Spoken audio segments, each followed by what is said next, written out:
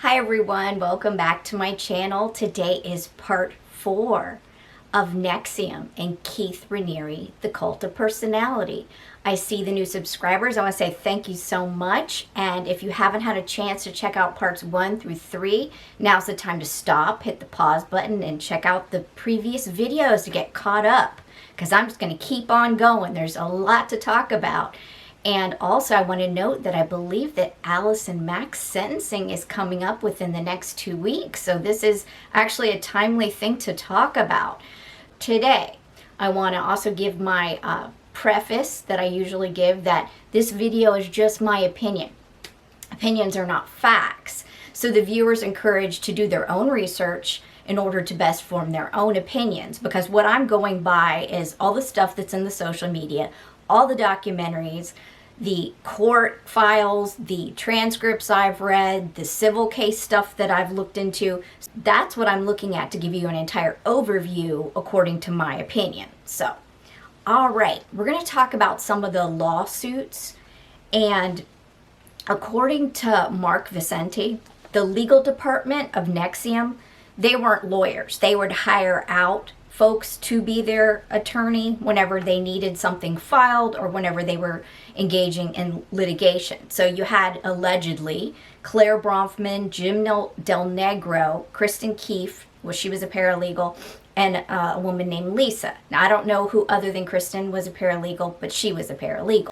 Allegedly, the group had lawsuits against the Albany Times-Union, one of the journalists, Vanity Fair, perhaps I believe even Forbes magazine, Rick Allen Ross, the cult deprogrammer, Stephanie Franco, I think they had something to do with her, that was a defector, Susan Dones, another defector, Barbara Boucher, tons of lawsuits against her, a defector.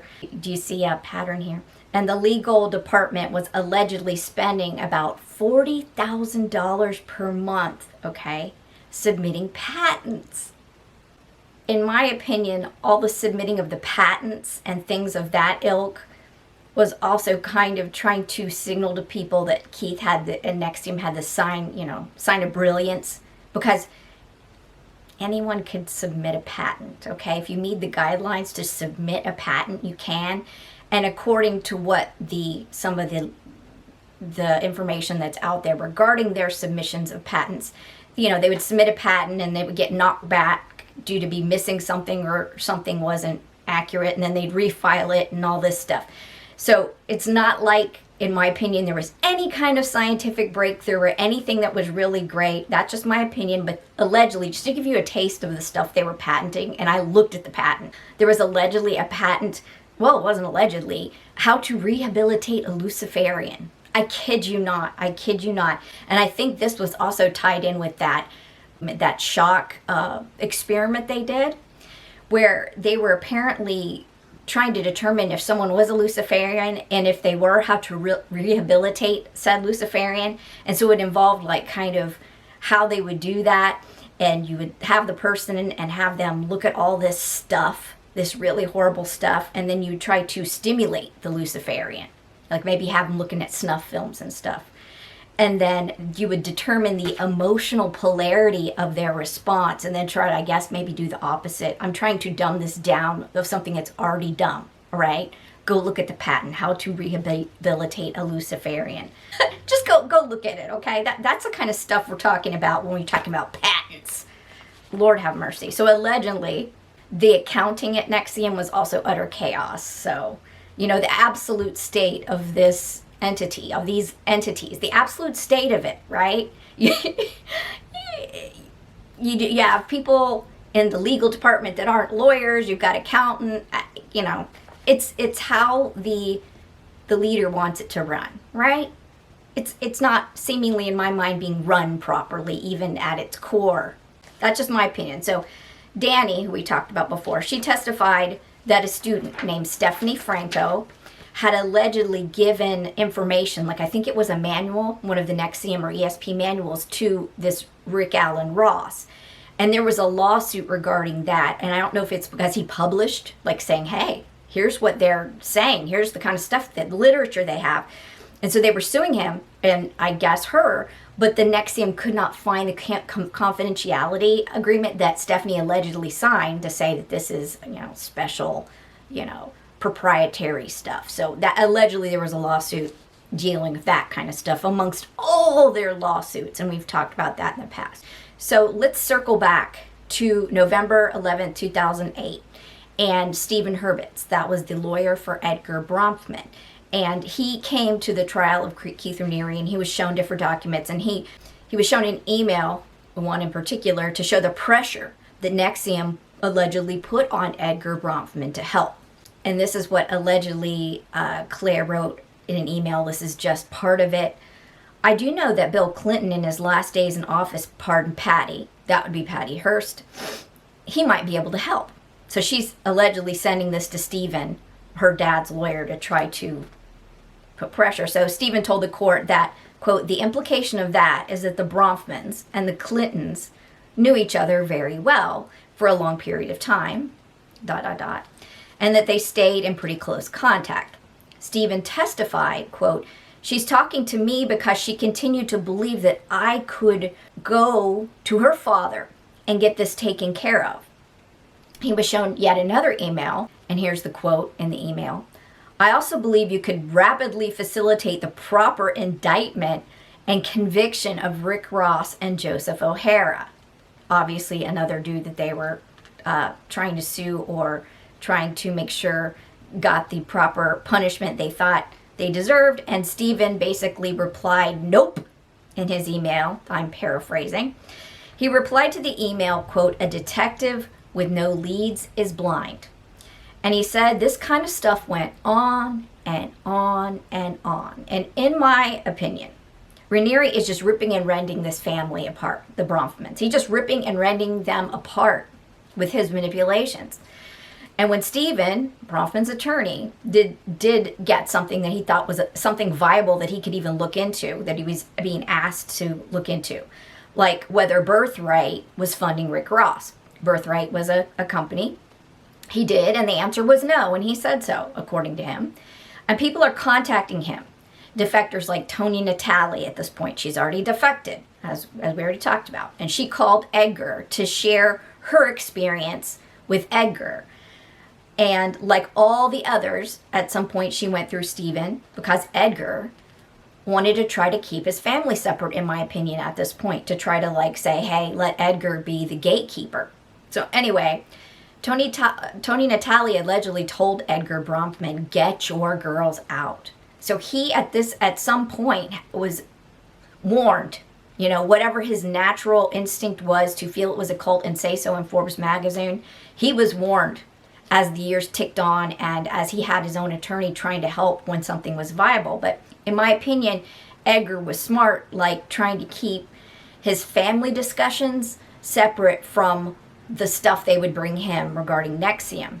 But by January of 2000, I think it was 12, Stephen Hurwitz, he totally removed himself from any kind of further dealings with the girls because, look here, saying, I know that Bill Clinton pardoned Patty Hearst, essentially saying, hey, I know that our family has ties, put pressure in certain places, like this other comment, about getting someone indicted. And he basically, has to tell them, that is not how this works. And it's quite stunning to me how Keith just allowed this to just taint and tear families apart. I don't know why I'm surprised, because we talk about the Mexican family and we'll get into it even more. I know this sweatshirt is goofy, but I love this goofy sweatshirt. All right, let's get back to it. On May 6, 2009, allegedly $1 million was paid to the Dalai Lama to come to Albany and meet Keith.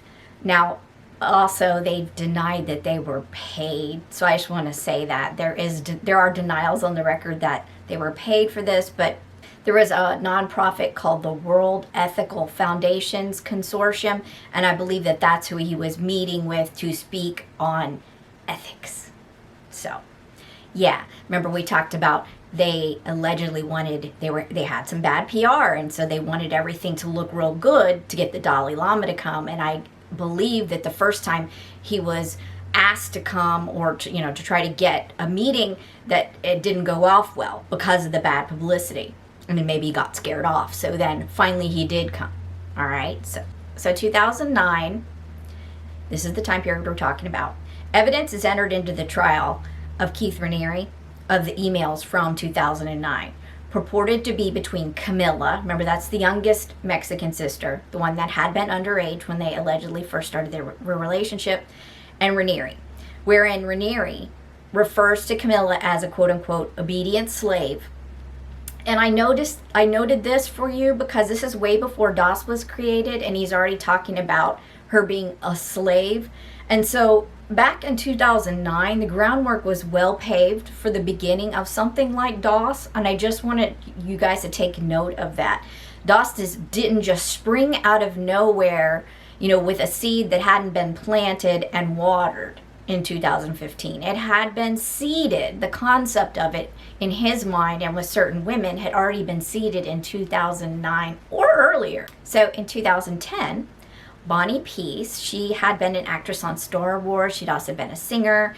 She meets Mark Vicente, and so he convinces her to try ESP NXIVM. So at her soon-to-be husband's request, she takes the intensive and joins the group, and she is also consequently one of the first of this group, of this coercive community, to bail. The actory ones that joined later, she's the first one of that group to bail. So keep that in mind. She was cautious by the time she bails, even to speak to her own husband, Mark Vicente. Okay, that's how coercive this community was, that she was scared to leave, and she knew the system went after people who left. I mean, think back what I just said about the lawsuits against the defectors and what we've talked about in the previous three. It's crazy. So we're going to talk about 2011 and the Ply-Am lawsuit. According to what I understand, there was a property investment that had happened before regarding Claire. And Stephen Hurwitz, who was her father's lawyer friend, was told in 2011 to get the transcript. Get that transcript for this Ply-Am lawsuit. So he spends allegedly about $1,400 on this transcript in a California court. You see, he's an attorney, so he knows, where to go get that transcript. And he sees his own name in the transcript. So he said, quote, "It mentioned me as carrying messages from Edgar to Frank Parlato. I never even heard the name Parlato before." So he stated that he felt it was flat out perjury in the transcript of this lawsuit.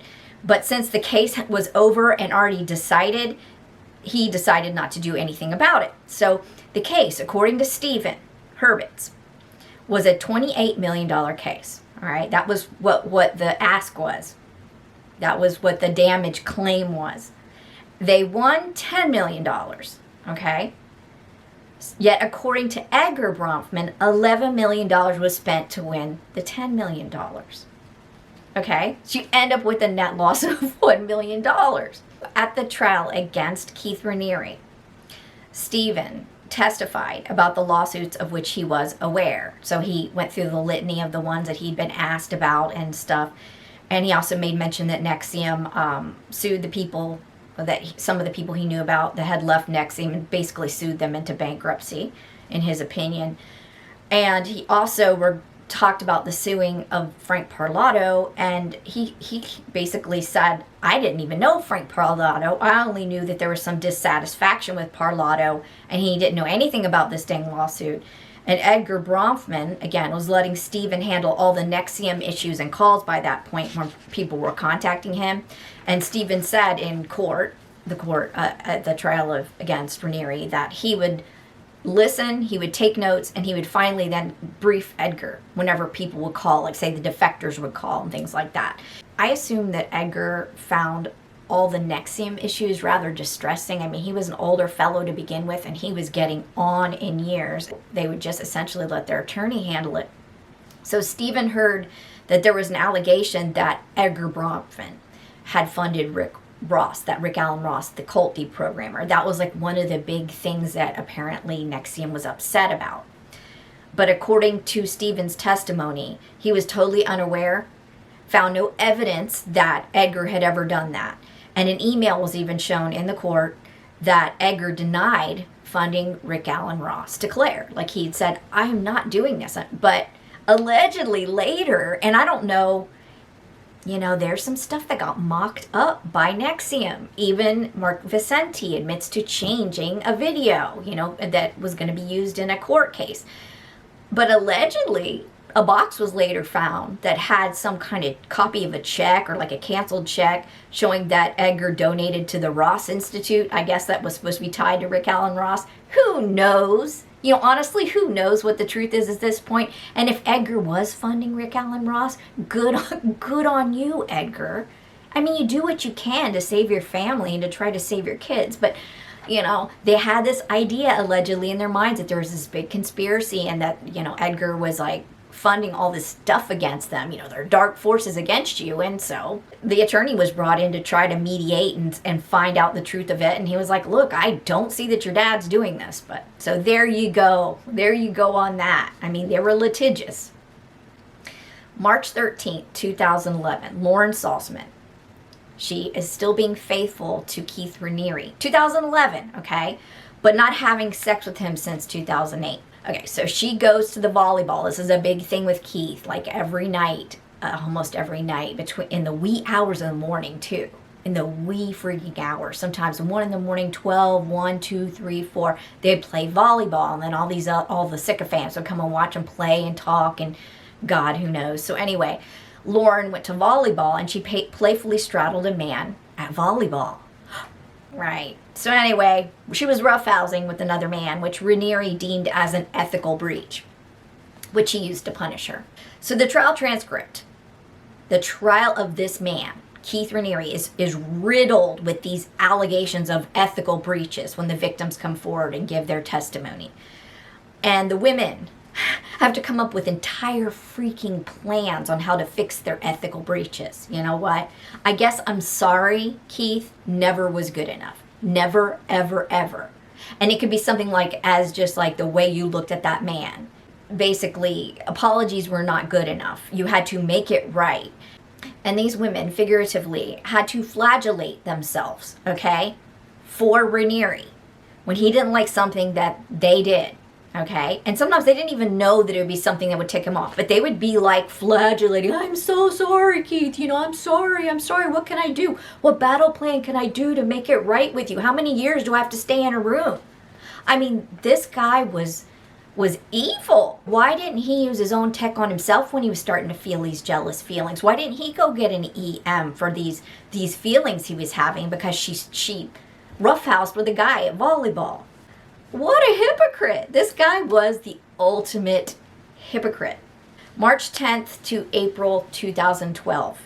You're going to start to hear a familiar story. Daniela, that's the middle daughter, who had started a relationship with Keith Raniere in 2004. She's allegedly brilliant. Allegedly that family was really smart, and she did the same thing. She kissed another man and was confined to a room for 2 years for this ethical breach. 2 years, under threat of being sent back to Mexico. So that's why she didn't get out of the room and just say, screw you, Keith, I'm going to New York City, because she could be deported. So she's in a room completely isolated. It had a mattress on the floor, and she was given a paper and pen and pencils and things like that. Allegedly, there were surveillance cameras outside her bedroom. She was held without her birth certificate. And again, she's in the country illegally, because remember we talked about those visas that didn't get renewed for whatever reason. Maybe they were denied, So she went months without human contact. He turned everyone against her during this time period. Raw food was left outside her door. That's how she got fed. They were all vegans, by the way. So she didn't have any cooked food, allegedly. She also cut her hair. She had a moment and cut her hair, which was a huge ethical breach on top of the ethical breach. She was already, kissed a boy and she liked it. And so she was supposed to stay in that room until her hair grew back on top of that to heal the breach. So she placed notes and requests under the door and slid them out. pleading. And if she needed anything, like say a Benadryl or something, she would put the note on the door and shove it out, begging, Keith, let me out. Keith, I want out. You know? She was denied medical care on numerous occasions except for one trip to the dentist. One trip to the dentist. And I think she thought that was like Disney World. She wrote daily letters to Raniere. She was physically, psychologically, and emotionally dependent on this man. And I submit to you that a lot of his followers were, they were in the same situation, they just weren't in a room, okay? They just weren't physically in a room, but mentally a lot of them were. After 2 years, Daniela she snapped and she was taken to Mexico. So she was eventually able, with the assistance of attorney, after she got in Mexico, to obtain her birth certificate. It's really bad. This is a dark story. So 2012, let's also circle back to Sylvie. Remember, she was the horse jumper. Gymnast tracks. Remember, we were talking about how nobody really liked that class. That was being taught to both men and women, and Sylvie told Claire, allegedly, that she did not want to take gymnast tracks because allegedly she was being pestered to take this module and she didn't want to do it. She ends up taking a walk with Raniere, again with these late night ramblings, you know, where they would go, he'd pick somebody and they'd go for these long walks all around through the compound and the streets, you know, of Albany. And she told him she didn't want to take gymnast tracks, and he called her cold-hearted. So she ends up taking gymnast tracks because no one goes against the almighty Keith without, you know, ethical breaches and penances. So Sylvie told the court at his trial about how the men would correct the women and point out their antics in gymnast tracks. There's a lot of discussion and testimony at the trial about the gymnast tracks and how I think a lot of them had PTSD after the gymnast tracks classes.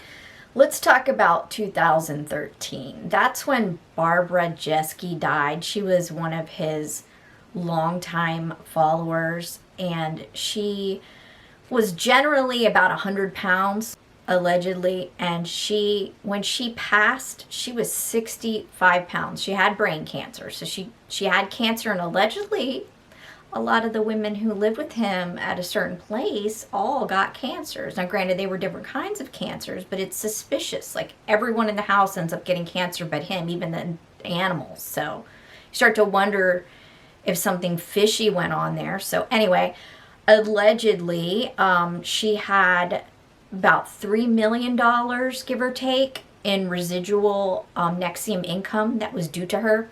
So allegedly also there was some quick last minute will making in order to keep that in house.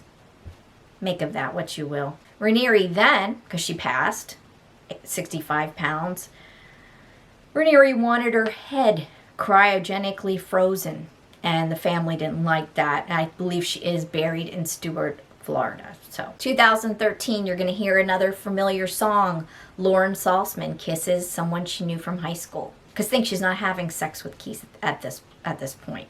All right, she's supposed to be monogamous to him. Low key, she was hoping that he would end the relationship, you know, that required her to be monogamous to him, and, you know, while he was having sex with all these random people and not her, or all the inner circle and not her. But he tells her that he was going to then resign as the Vanguard. That was then his trump card to lay down, because she essentially is being monogamous. He's not monogamous, and he's been holding out these promises for an avatar baby, right? But they're not even having sex, so you know you're not going to have a baby if you're not having sex. So she goes and she kisses someone from high school, low-key hoping this is going to be enough to push him away and release her from her obligations to be monogamous to him. But then he's like, he throws on the trump card and is like, no, you know what? No, I can't be the Vanguard anymore. Because of what Lauren had now done. You know, this is shades of his tantrum with Danny. You know, whenever Danny told him the same thing, and then he ran up into the bathroom and she was trying to reason with him. And yeah, I mean, he has these little tantrums. And so again, it sounds to me like Keith needed a ton of his own tech. He needed a ton of EMs. So Lauren Saltzman, she tries to leave the relationship with Raniere. So then Raniere promises to have children with her within 5 years. Just give me 5 years. I'll give you a child in 5 years, Lauren. Stick around. Don't, have anything to do with this other dude, But he doesn't have sex with her again until DOS. So that's 2 years later. So he's just like dangling out this carrot of this avatar baby to all these different women. 2014, Camilla. This is the Camilla story. This is the youngest of the Mexican sisters. FBI agent Megan Reese testified at trial, and she looked at the WhatsApp messages between Camilla and an unknown caller, thought to be Raniere. Like, you deduce all the different names and the things that are being discussed and the places and times and stuff. So essentially it's Raniere, and he's referenced as Vanguard in these messages as well. So it's deduced to be Raniere. It even mentions his name. 1,500 messages.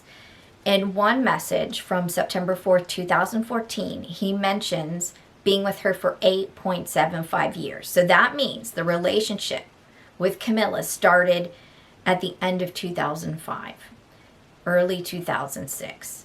Just more information in the case regarding Camilla being underage and other evidence regarding the time that Camilla and Raniere started their physical relationship. The proof that the prosecution put into the trial. The pictures, the testimony, the messages. Raniere is completely manipulative in these messages. I'm going to read some to you so you can understand the kind of way he manipulated people. Example from September 14th, 2014. You don't hurt enough or desire me enough. Postulate-wise, you need to feel better, more strongly, and be more desirous of me in every single way compared with R. And R was the other man that he was extremely jealous of. Raniere was complaining that Camilla was tired, allegedly, when he was trying to engage her. Quote, "You were almost asleep. You offered seemingly more as a favor instead of needing it so badly you couldn't live without it. You need to be more aggressive, by far, than you ever were with R." October 7th, 2014. Visualize what you did, how you made those decisions, and see the future evaporate. Also see yourself being the type of person you don't want to be. It should deeply disturb and disgust you.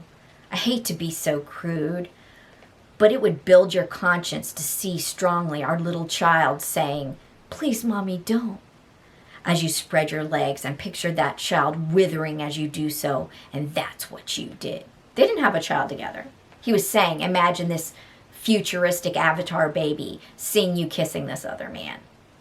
This is how he had to paint it to her about what her small ethical breach did to their relationship. Quote, "If your pride doesn't break you now with this, you will own it for the rest of your life. Your lack of immediate response is the worst yet," because she didn't reply quick enough. October 10th, 2014. Camilla writes, "I'm sorry. I feel like I have a gun pointed at me, and I'm just trying to say what you want to hear so you won't shoot. But I don't know what it is you want to hear." I am just cherry picking this for you. I read, it's one of the exhibits. I don't want to get all choked up. I read one of the exhibits in one evening, like late in, maybe read about 4 hours straight of it. And I had the worst nightmare. I woke up kneeing the bed in anger. And he's horrible. Honestly, he's evil. October 19th, 2014. This is seemingly Raniere. "When was the last time you weighed 100 pounds? You were also supposed to lose weight for my birthday." He's haranguing Camilla about her weight. Quote, "You need the weight down in 1 month. You need to be less than 120 by next Sunday. Ideally, much less." If you're interested, read the exhibit. This is nothing compared to the stuff that's in there. I am literally giving you the not the worst. Camilla, "My bulimia is not about you. If this is your idea of helping me overcome it, to force it out of me, it's probably the worst approach. Please don't. November 28th, 2014, she answers to Raniere that she weighs 120 pounds. And again, these messages that are in the exhibit only span about 3-month period of this horrible onslaught. And I'm talking text after text after text after text, and you're expected, like in the readiness concept, to answer as quick as possible. She answers to Raniere that she weighs 120 pounds, and Raniere says, "Camilla, why did you gain? You were 113? She replied, "Lack of exercise during intensives." Because remember, they're still taking these classes, right? These classes that can be like a 5-day and then 11-day, maybe 16 days if they take them in one stretch, 14 hours a day. He says, "You need to eat less. The extra weight hurts my heart physically when I'm with you." Did Raniere own a mirror, guys? Did this little guy own a mirror? Because I don't think he ever looked like he missed a meal. Just saying. Just to give you an idea, this girl is in the country illegally. She was young when he first started up with her. She is essentially emotionally a child, a teen emotionally. And he's always telling her to move out when he thinks of her previous relationship. So think, you kiss a boy, right? Again, another one. And he will never let it go. You'll make up, but he's never going to let it go. The minute that he gets a bug about anything, he's going to bring it up and tell you need to fix this ethical breach, and you need to come up with a plan, and you need to be 100 pounds, and you need to, want me, and you need to slobber over me, and you need to get other people for me. You know what I mean? Like, you're always on your back foot. So he's always telling her to move out whenever he thinks about the previous relationship she had. If she isn't adoring enough, if she isn't attentive enough or thin enough. He says, quote, "You had to be perfect. I told you so. Each moment is more damaged." And Camilla says, "What can I do?" He wrote, "Nullify what he might think. Tell me what you did each of the few times right now." So what he would do is that he would make her recount every act with any other person she ever had. And Raniere wanted a blow-by-blow account of her with another man. And he wanted her, by doing this, he wanted to sully her memories of the other man. And he wanted to abuse her with these memories. What are these memories? A kiss? He instructs her to treat her former fling, because see, the former fling is around. He's in this group. So it's driving Raniere nuts that she sees him at these intensives. And then when he goes nuts, because maybe she doesn't answer the text quick enough, he gets to thinking she's up to something, and he just goes off. And she has to flagellate herself to please him. And so he basically instructs her to treat her former fling like a rapist. Do this or move out tonight. This is paraphrased. He implied that bringing a virgin slave into it could fix the issue. Do you see what I'm saying? And this is back, what date did I say it was? 2014, year before DOS. He's already laying the groundwork. He's just having to lay it individually with each woman. And I'm going to purport to you that one of the reasons he thought of DOS, he thought human resources, I've already got a pyramid structure, I've already got an umbrella structure with all these groups. Let's let the women do this hard work, and I can just come in and have the sex. Let's let the women go ahead and do all the brainwashing and get everybody to a certain point, and I can just come in and cherry pick. Because he's having to do a lot of manipulation. He's the one having to do it with all these different women, which he seemingly liked it, But if he gets, say, a tier of people doing this, there's a wider group of women for his need, his narcissistic supply. So now I'm going to talk about India Oxenberg, and I really haven't talked much about her, right? Because she joins around 2011, and you hear a lot in, obviously, her own documentary, Seduced. That's going to be from her point of view. And in The Vow, that's with Sarah Edmondson. You hear about India, and her mother's on that. So you hear about the famous folks more than you hear about the Mexicans and the more anonymous normies, the regular folks that joined this group that had it worse than the famous folks did. But that doesn't mean that they're not as traumatized as anybody else. India joined NXIVM at age 19. She was still a teenager. And by the age of 24, 25, she was recruited into DOS in 2015. So it took 5 years of Keith grooming her. Okay, remember I said grooming doesn't happen one stroke at a time. It took him 5 years to get her to that part. Her mother, Catherine Oxenberg, brought India into the group and then, took a class or two, and then she later left the group, all right? And India claims that initially the people told her Raniere was like a monk, like a celibate with no possessions, and she spent $100,000 on the classes, on the tech. India was allegedly the first slave branded in the second tier of the DOS slaves, okay, after someone practiced on oranges. Oh gosh, that branding, okay? I know the branding is so sensational that that's what gets everybody's attention. Oh, the branding, the branding. The mental branding is worse than the physical branding over the long haul. India Oxenberg's story was in the documentary called Seduced, and allegedly Allison Mack ordered India to seduce Keith Raniere once she was in DOS in this, what's going to be known as the seduction assignment. She's India's master. India has to do what Allison says because Allison joins DOS and Allison's given collateral. And she's told to push past her comfort zone, that this is a exercise essentially. But meanwhile, Raniere's in on this whole thing. He knows that she's going to be given this seduction assignment to seduce him. It's like the spider knows the fly is being sent into his lair. By the way, India ends up working with the FBI, and so she is an unindicted co-conspirator in this. And her whole story is covered in Seduced inside the NXIVM cult. That's her documentary. So I'm just going to give everything in its timeline. So 2015, allegedly Raniere's like this Dracula. And he already has an inner circle, right? And most of this inner circle is going to end up in DOS. Not everybody, but most of them. And you got to sit there and wonder about the ones he chose not to bring into DOS.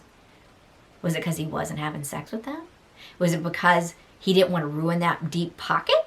So you got to think about who in the inner circle pre-DOS wasn't asked to be in DOS and why. He starts, and Raniere's like this Dracula, and he's already got this inner circle, and he's got these bitten victims, so that's his first line. And he wants these victims to go out and find more victims, and more victims, and more victims. And he's like this capstone. He's like this grandmaster Dracula that, he's the master, and they're the slaves, and they've got to do what he says. So I'm going to explain how this whole thing happens, all right? So it was called DOS, or the vow.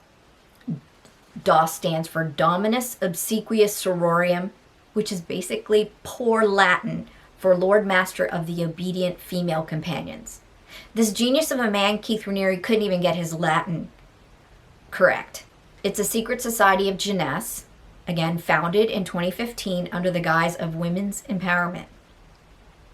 Intensive one-on-one coaching for women only. Women mentoring women to become happier, to become stronger. And one could argue that there was really no real informed consent in the vows. And that is what the federal government argued, that there was no informed consent in this. Allegedly, Raniere also tried to distance himself from the radical group, but he was legally found to be the head of it. I mean, even Nikki Klein, one of his followers, said that he was the, quote, architect of DOS. Slaves who recruited others could become masters themselves. And the masters have slaves and servants and increased status and opportunity at NXIVM. Though they were not supposed to, it was supposed to be a side thing under Jeunesse, secret society, and it wasn't supposed to affect your ability to move up in NXIVM, but allegedly it did. Raniere's at the top of the pyramid, the Grandmaster. And there are people recruited into DOS who knew Raniere was the Grandmaster. Okay, so the inner circle were told not to reveal his involvement. So all the other people, the victims, the true victims that got sucked into this, had no idea about his involvement. They bought into this women's empowerment thing. The victims were coerced with collateral, even to hear the pitch. So even to hear the pitch, they had to give collateral. And the pitch could be like, hey, there's an opportunity to join an organization that will change your life. But, it's secret. And so it would be like, so the pitch could be gentle, like, hey, I'm really like, God, I'm so happy because I've got this thing that I'm into, and it's secret, but like it is changing my life. So the initial pitch could be rather gentle and from someone you know and trust, right? And Raniere shown on video in another instance talking about a person's word not being good enough. And so a lot of the inner circle already were familiar with his rap about collateral and commitment being collateralized, all right? And most people, it's called gentleman's agreement. Your word is good enough. In our society, we tend to, trust people at their word. We do a lot. There's a lot of things we do in our life that we just take somebody's word for it, But Keith believed that commitment and your word had to be collateralized. And collateral could be nude pictures. It could be false allegations against your family. It could be real things that you did that you don't ever want to come to light. It could be signing over your assets, your house, your car, your IRA, everything, your life insurance. Like, for example, if you were to break this vow, your master was to decide that you broke your vow, you'd have to sign your home over if that was your collateral. But initially, the collateral could be just, it depended on who the master was. It could be just a nude, or it could be a false story against a family member that they could release against you if you ever told what the secret society's special, sauce was. Collateral is something that's valuable enough or damaging enough that would ensure total commitment to secrecy, and that you would keep the secret until you died. This is what it turns out to be, after the initial pitch, because you give a first collateral, then you give a second collateral, and after that, you're worried about the first collateral. So some people gave it on the second pitch, on the second, after finding out the master-slave portion of it, because they were afraid about the first collateral getting out. Collateral was gathered on the phone. It was gathered via email. It was gathered via WhatsApp and in person. And the chats that they did regarding the collateral were on encrypted platforms because they were more secretive. You kind of know he knew what he was doing was not kosher. If not for this collateral, many of these women would not have done this. They would have not continued in this group. DOS was like a Freemasonic group for women, like extreme group. It was sold as female empowerment, but it ends up being slavery and collateralized slavery and penance. You're always on your back foot. You're always going to have to be making something up. It wasn't pleasure. Many recruits thought that the slave part, when they were given that second portion after they gave the pitch and their first collateral, they thought that when they said master slave, they thought it was a metaphor, because this group did this kind of stuff with these different exercises all the time. So a lot of them thought that it was like a part of a game or a metaphor. So they didn't understand that they were really getting into a serious master slave dynamic. So Raniere planned this from the very beginning. He was already doing this with some of the girls years and years and years before. And he's heard talking on tape about the proposed branding speech. So I guess part of him knew that he had to make it really clear that they were doing this voluntarily. He was like covering his ass. And then this is what he says. They should probably say that, like this speech, before they are held down so it doesn't seem like they're being coerced. You should probably say, I want this gun to my head while the gun is pointed at my head so it doesn't seem like I'm being coerced. Here's the branding speech, part of it for one person at least. Please brand me. It would be an honor I want to wear for the rest of my life. Branding was performed without anesthesia, and a symbol of Raniere's initials, that's KAR, with the backwards R for some lines, and then the R was a different direction for the next line of slaves, on the pubic region. The branding ceremony was usually in a group, participants nude, chanting, "Feel the pain, feel the love. Show your love for your master by this pain." And the act was filmed to be more collateral against them. The penances that were meted out for things when the slaves disobeyed the masters could be things like spankings. They would withhold food from them, and they could be forced to do ice cold showers. Again, this is Albany. This isn't Florida. So an ice cold shower in the winter is not pleasant. They could be forced to do exercises and planks and various other things. Well, it also even gets darker, and I'll mention that when we get there. So some participants, like Sarah Edmondson, felt that the branding in a group scenario formed a trauma bond. And a little known fact, by the way, they were supposed to later get a tattoo over this ugly brand to signify each group's lineage, you know, who your master was. So after that, they were also supposed to get a tattoo, but Raniere could never decide on the design. I didn't see that mentioned in any of the documentaries, just thought I'd throw that out there. In this group, DOS, the first line of slaves, the inner circle, met with the Grandmaster Raniere 3 times per week for about 10 hours, where he would sit on a chair dressed while they all sat around him naked on the floor. He had sex, he had relations with the first line, and he also instructed them to purchase a sorority house in Waterford, New York, which was supposed to have bondage equipment and a human cage, like in the basement. So they were even buying things like human cages. It was called a puppy cage, but it was too big for a puppy. And they were buying shock collars. Like, this thing was going dark, because the electronic receipts that were shown in court had all kinds of stuff on it. I'm not kink shaming, but yeah, for people that weren't necessarily into this for an S&M, this would just be punishment. Okay? This is not consent. This is not a proper dominant submissive relationship at all. So these receipts were shown in court for the things they were buying and then tried to buy, and then things got public and they canceled one of the orders. But Lauren Saltzman testified at trial that they were making a dungeon in the basement, and that there would be a cage for the people who are most committed to growth. So the government found that there was sex trafficking with DOS, and that the slaves are often given assignments to have sex with Raniere. That seduction assignment would start it off, and not obeying any order risked the release of that collateral. Okay, so that's extortion. That's extortion. Many sexual encounters with Raniere occurred in that loft library that we talked about before.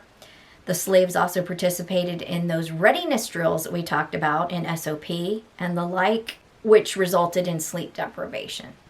And here, it's not just like, hey, I'm going to leave SOP if, they get on me about the readiness drills. Now you've got a master, and you've got consequences, and you've got penance to do if you're not on top of your readiness drill, or if your team isn't answering in 1 minute to whatever the requests are. My question is, why was this collateral one way? In life, you have maybe a secret that you're imparting to people, right? And there's a give and take. They gave collateral, but what the hell did they get? What secret? What did they get? They got one-way collateral. He never gave them anything to hold over his head. The only thing that can hold over his head now is now he's criminally charged. That's good, but that is not what they bought in for. That is not what they came here for. Here they are on a reduced calorie diet. They're being starved. They're being sleep deprived. I mean, many of these participants, these victims, became so malnourished that they quit having their periods. I mean, just to give you an idea. The masters, what did they get out of it? Well, they got acts of care from the slaves in the form of work. Make the slave do a portion of your work. They got gifts from their slaves. They got assignments done from their slaves, book reports, always this stuff about the tech and Keith's book reports and crap. And they also got a lot of attention. The slaves texted "Good morning, master," or "Good morning, M," and "Good night, M." They had to do that. They had to say good morning and good night. That was a thing. And they had to perform those dang readiness drills like in SOP. And they also participated in daily acts of self-denial and weekly acts of care. So every week they had to do acts of care, and every single day they had to do acts of self-denial, denying themselves pleasure. And I'll let your mind go where that goes. It could go from food, it can go from all kinds of things. And they used encrypted apps for all this to communicate. I think deep down, Keith and co knew that it was illegal. The slaves, again, as they weren't supposed to be able to, could move up in NXIVM. So being in this DOS actually did give them a leg up, even though DOS was supposed to be a separate entity, and that slaves who recruited could then become masters. And again, this all is serving at the whim of the Grandmaster, all his ethical breaches and how much he wanted to punish you. It's all at his whim, everything. Because even if they didn't know when they joined on at this level under, say, Lauren, they didn't know Keith was this hidden person behind the curtain. At some point, they find out that it isn't really women-centered. It's Keith. This is all for Keith. It's just crazy. It is absolutely nuts. So for the first line followers, the branding could happen really fast. That inner circle, when they were first introduced to DOS by Keith, allegedly Lauren got branded in 2 to 3 days after her first pitch from, I think the woman's name is Rosa. Lauren ends up recruiting 5 to 6 women. And at trial, Lauren testified against Keith, and she says she allegedly now believes that she was asked to join DOS right before she was told that Raniere had impregnated another woman. That was Mariana. And see, Lauren, as we talked before, had been promised this avatar baby, this baby by Keith. Remember, he had said, would you still stay in a relationship with me if we didn't have kids? And And so basically inviting her as like one of the last in the inner circle into DOS, like kind of covered that, because he knew that she probably would leave once she heard that he was having a child with Mariana when she was supposed to be the one to have the child. And so she believes that was the only reason, or the reason, she was asked to be in DOS. But she also was emphatic that her mother didn't know about DOS. Make of that what you will, but she says her mother didn't know, so she didn't tell her mother about DOS. And just like any good MLM, Keith is always moving the goalposts. He's in this relationship with Lauren, and he's not having sex with her, but then, she kisses another guy and she wants to leave, and then he's like, no, I'll quit being the vanguard, this thing is killing me, you've got to stay. And then he's like, I'll give you a child in 5 years, and then she's still not having sex with him. When now 2015 happens, and he's having a kid with Mariana, or Mariana's having a kid. And so he's starting this DOS thing, and so she's like the last one in the first line. He asks how that must feel now, right? There are 8 founding members of the first line in DOS. And Raniere later said he didn't want DOS in any way to be tied or implicated to him. Even though he was having a DOS book written from his oral chats. Because remember, he's like the guru on high, and everybody's typing away and listening to it, and then going later and transcribing the words of wisdom that falls from the mouth of Keith Raniere. Well, he was having like a DOS book written, but he wanted to make sure he was like, I have nothing to do with this. This is a woman's only group. It's a secret society. The hypocrisy is thicker than molasses in summertime. I mean, it's crazy. Remember Sylvie? Just to kind of circle back with some of the people who aren't famous, that you don't hear about, She was the horse jumper, the British jumper.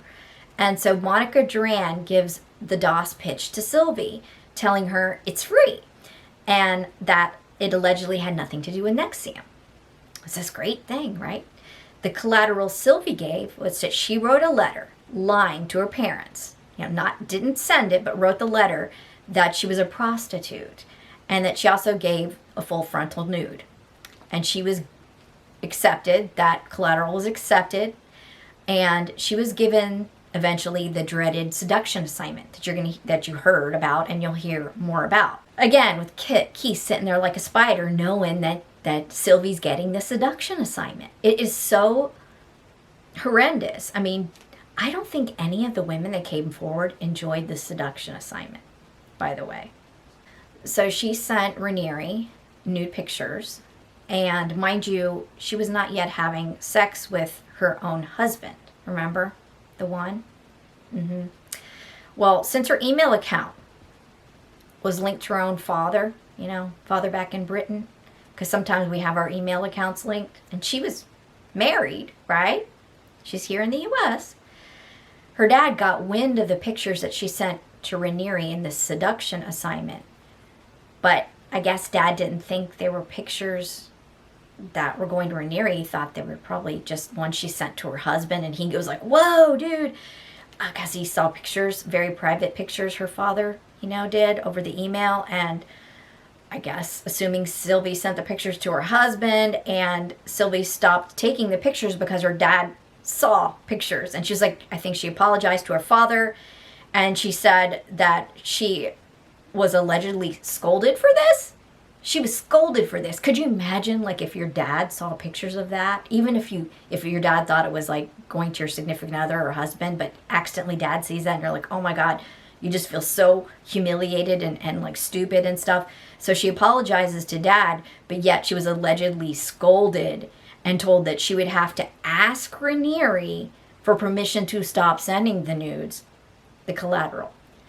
And so he says, okay. I mean, this is nuts. But that she has to do it in person.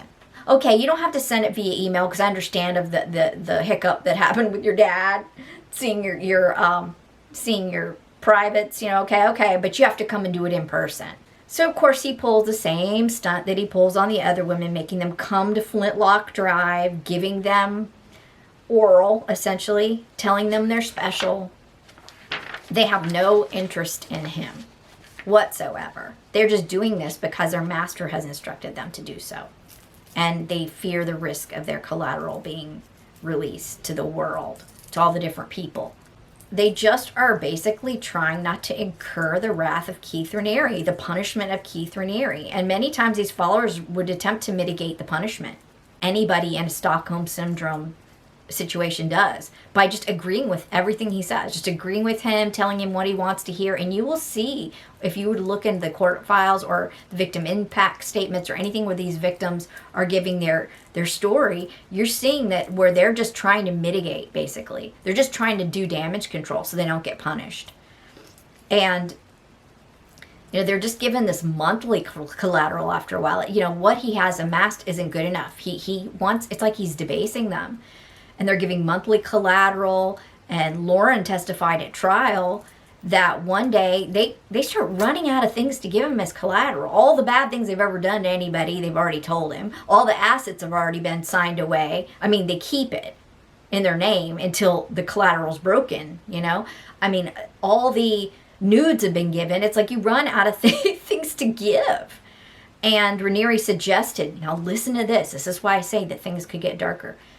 Allegedly, according to Lauren Saltzman, Raniere suggested that they could stage crimes. Now, tell me that this wasn't going to get darker. Tell me that this didn't, with the readiness crap and all that, getting them all like ready to go and do anything I say at any moment, that this couldn't have gotten darker. Like they couldn't have been like assassins or honey traps or something for like, this was going really dark. That they could stage crimes? That's what she testified. That's what Lauren testified.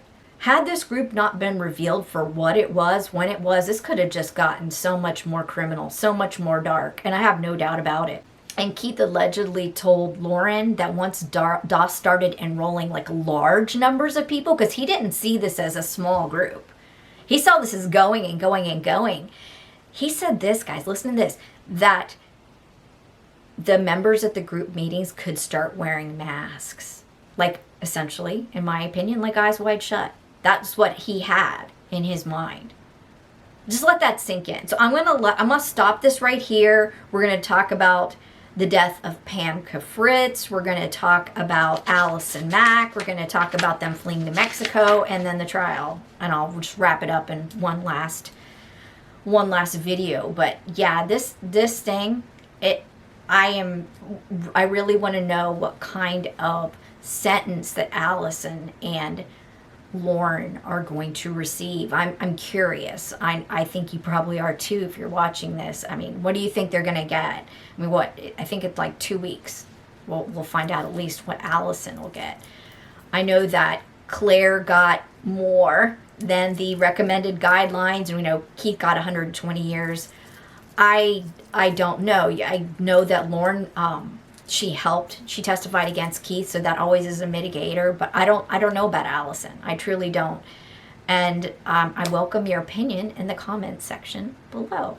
So I hope you found this informative, and I hope that out of all the different documentaries and information that you've read about this group, that maybe this puts it together for you, and that maybe you've heard something you hadn't heard before. So if you did, please push that like and hit the subscribe button so you can be notified when my next video pops up. And without further ado, have an excellent day. Bye.